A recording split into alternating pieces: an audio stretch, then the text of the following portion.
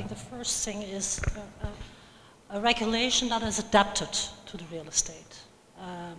And that is interpreted in the same way across Europe. I think it's very important. For example, when we started our healthcare investments in France, we were doing this through a SIC, which was a subsidiary from our activity, and which had a special REIT status in France. There were in Belgium, we could not have done the same through a subsidiary.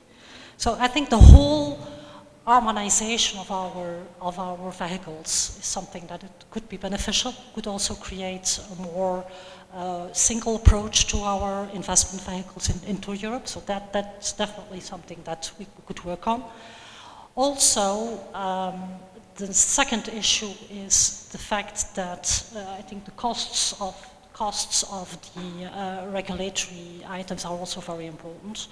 Just to continue what was said by Ian, you have first of all the alignment of old regulations that are already in place, because, for example, IFMD, lots of items are already covered by national regulations. So you have to align the different items. Secondly, once you have the alignment, there is a lead time, a learning curve that is there between the regulator and yourself, and then that will definitely lead to, again, definition of more stringent rules. So there also, I would very much urge dialogue between the regulators, so that there is known what the implications are going to be of the regulation into the operation. So create a better dialogue. That's the second item.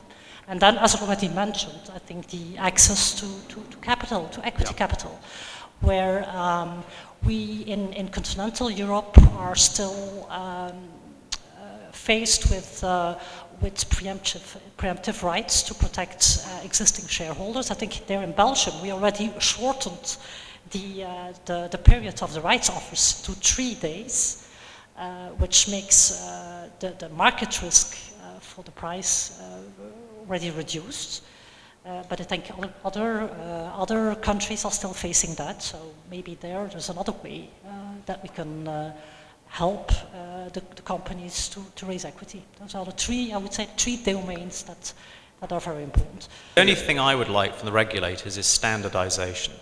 If you want all this information from us, put it in a standard pack. And if they want to take a leaf out of the SEC's book, which they probably philosophically don't want to do, but if you are fully SEC registered, you have to produce what's called a Form PF. And it's an enormously long list of metrics. But at least you can then sit down as a business with your fund administrator, with your internal accounting team. You know exactly what you need to provide. All the metrics are standardized, and off you go, and everybody's happy. Solvency II, there is no standard. Okay? If they want to put in Solvency II, at least make it simple for the investors and the fund managers to have a common language about what data is going to be required. It's not quite that simple because the look-through is different on different instruments, but there is a standard pack that we can all generate.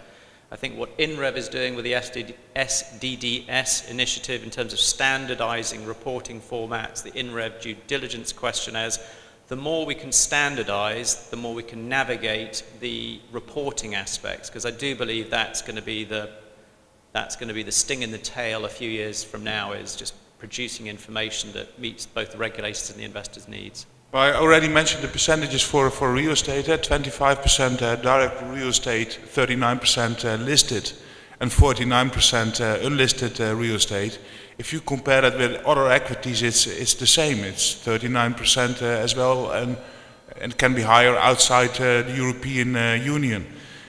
For bonds, it really determines on the credit rating, on the duration of the bond, and the moment in time that you take the interest curve. So basically, listed real estate can very well compare with other equities. It's more real estate vis-à-vis bonds, which has always been the major discussion. because many people thought insurance companies will move out real estate and go into bonds 5, 6, 8%, or even state bonds, ironically still 0%, and so go for the lower return product, but basically go for much lower capital requirements. And that's where I said, I'm not sure if it happens that massively. At the end of the day, it's at the expense of the returns. But by itself, I think, for example, direct real estate can very well compare with a 10-year bond. If you want to compare it with a 2-year bond, be my guest, but I don't think that's a fair comparison.